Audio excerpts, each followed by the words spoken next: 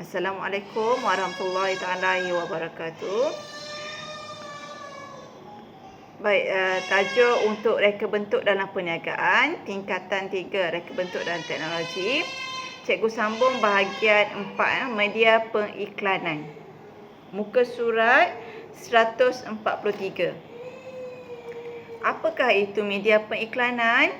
Media pengiklanan ialah saluran, cara atau perantaraan yang digunakan untuk menyampaikan iklan kepada pengguna. Setiap pengeluar atau peniaga akan menggunakan cara tersendiri dengan memilih kaedah pengiklanan yang sesuai untuk memasarkan produk atau perkhidmatan mereka. Terdapat 3 jenis media pengiklanan, iaitu media cetak, media elektronik dan media sosial. Kita tengok yang pertama, media cetak.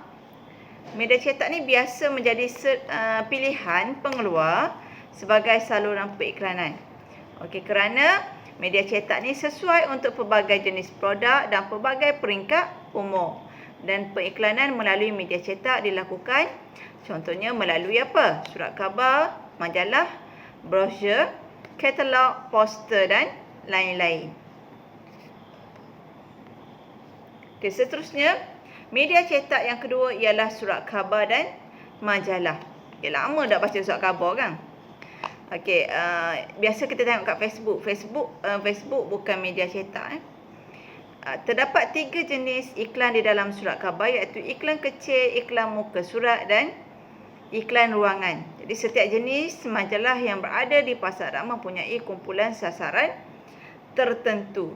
Jadi untuk iklankan perniagaan kita di dalam majalah atau surat khabar, dia ada bayaran yang tertentu lah, mengikut kepada luas atau kadang-kadang mengikut pada ruangan tersebut.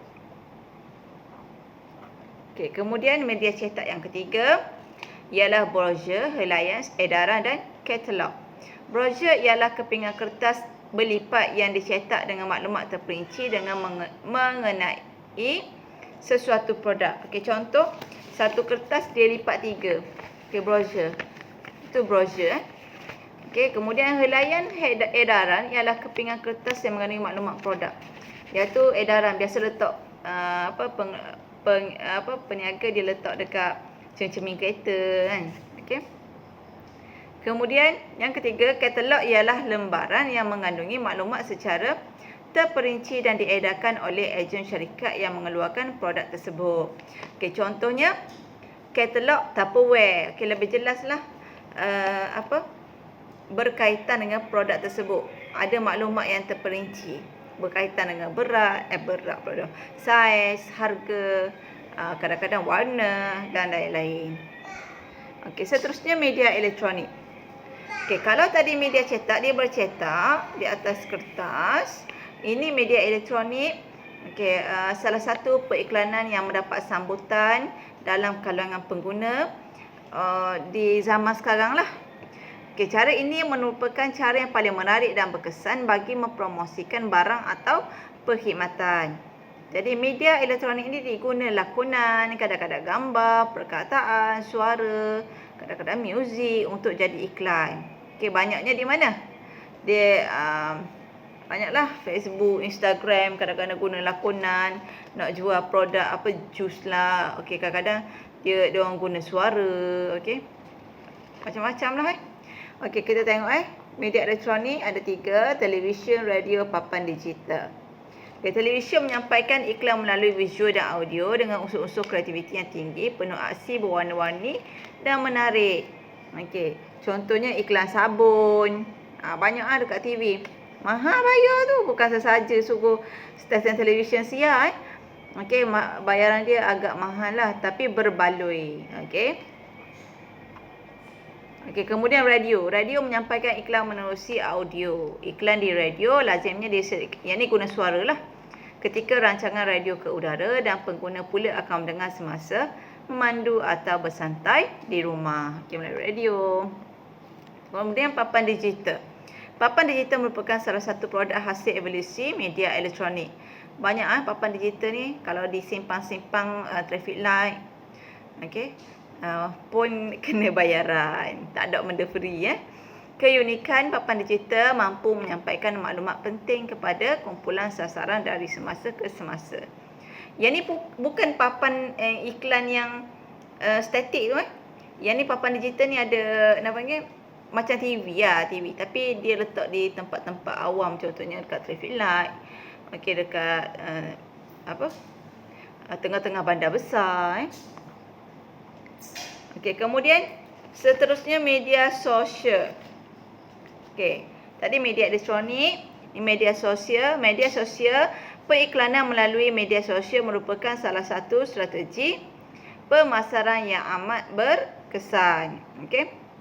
Okey, kalau media elektronik tadi diguna nilah alat elektronik lah, radio, televisyen, okey, papan digital. Kalau media sosial, tengok media sosial.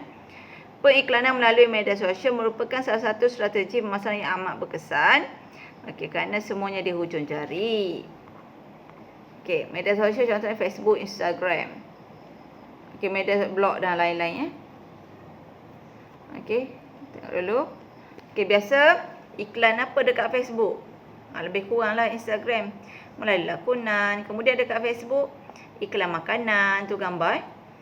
Iklan suruh COD ke apa. Boleh lah tu. Itu nama media periklanan lah tu. Okey, kadang-kadang jual insurans, apa sahaja. Okey, kemudian blog dan lain-lain. Blog sekarang dah jarang orang guna, tapi masih ada orang guna lagi lah. Okey, kemudian faktor pemilihan media periklanan. Okey, muka surat 146. Ia ada 5 faktor.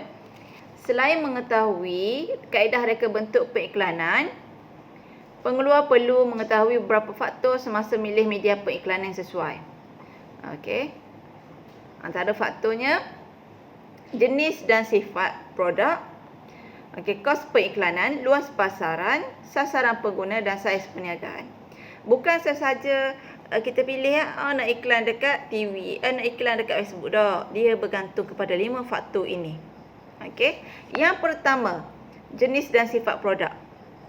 Okey, setiap produk diiklankan perlu sesuai dengan media periklanan. Contoh, produk yang memerlukan tunjuk cara dan khidmat nasihat tentang cara penggunaan dan penjagaan sesuai diiklankan melalui media elektronik atau media sosial. Contoh demonstrasi. Contoh buat workshop tu lah, CJ workshop. Dia tunjuk guna cara apa?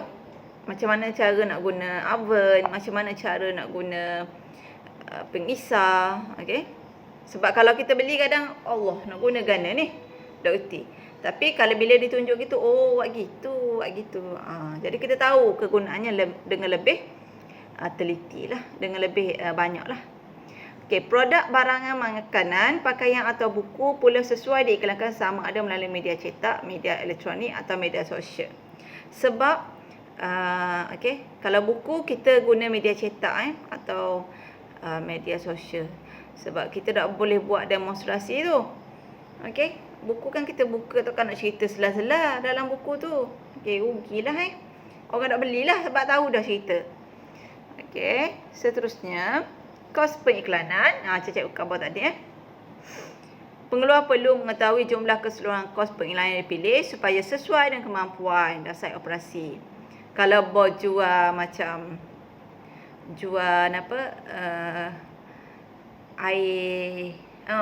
air tapping kita nak buat iklan, kita jual air tapping contohnya dekat mana.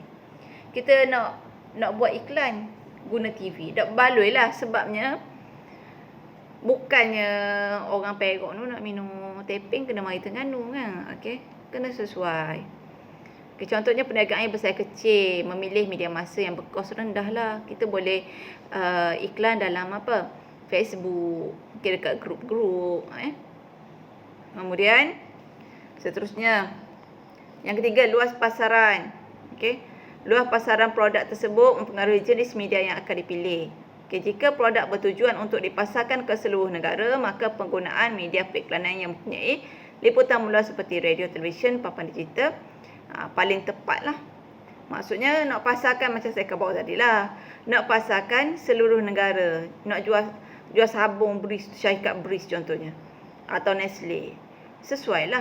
Sebabnya orang Perak boleh beli, orang Sarawak boleh beli. Sebab di semua ceruk negeri dijual. Jadi sesuailah dipasarkan dalam dipasarkan, diiklankan dalam media elektronik, okey. Kat TV atau papan digital lah. Kemudian sasaran pengguna yang keempat, pengeluar perlu memastikan media periklanan yang betul untuk menyampaikan maklumat pada kumpulan sasaran. Contoh, alat solek pakaian wanita sesuai diiklankan di media sosial dan media cetak seperti majalah wanita. Okey, manakala barang yang berkaitan dengan sukan, okey, boleh disiarkan dalam majalah sukan, okey, yang bersesuaian dengan sasaran pengguna. Okey, barangan permainan disiarkan kepada kanak-kanak pula sesuai di media sosial dan media elektronik. Sebab kanak-kanak tengok TV. Kanak-kanak dia tak baca majalah sukan. Kalau jual toys atau mainan kanak-kanak dalam majalah sukan, tak tahu siapa nak beli. Okey, sebab kanak-kanak biasa tengok TV. Nak tu. Ditunjuk lah TV. Okey, saiz perniagaan. Last sekali pengeluar yang mempunyai perniagaan besar-besar mampu memilih media periklanan yang lebih berkesan dan mahal. Okey, seperti saya khabar tadilah. Okey. Sarung baju di badan sendiri. Sarung baju pula. Ukur baju di badan sendiri. Maksudnya jika mampu bersesuaian dengan saiz perniagaan, bolehlah disiarkan melalui media-media yang mahal ni lah, media elektronik, papan digital. Okey, kalau perniagaan kita kecil, kita boleh siarkan di mana? Di Facebook, Instagram atau brosur atau hulayan. Okey, jadi seterusnya kita akan sambung untuk bahagian 5.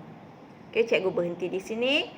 Kita akan sambung tajuk milih kaedah reka bentuk periklanan sesuai untuk memasarkan produk dihasilkan ini di bahagian yang ke-5 nanti. Okey, Assalamualaikum. Bye-bye.